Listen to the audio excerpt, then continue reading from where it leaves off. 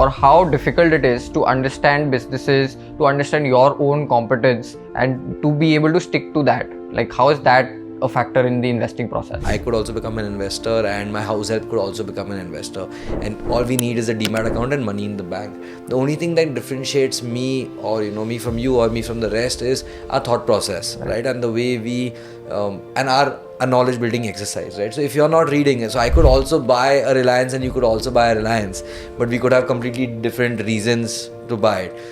In the short term, you will not know, who's better or who's worse. But I think over a 10, 15, 20 year period, you'll realize who's doing it with knowledge and who's doing it without. So I think it's all about independent thought process. Like Warren Buffett, in a lot of his meetings, he talks about how he missed out on Walmart.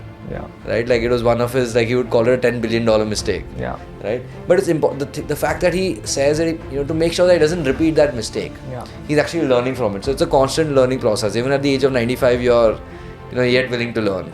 There's going to be a point where you have some amount of information and you got to take a decision. Right? You'll probably have 6 on 10, 7 on 10. You're never going to have a 10 on 10.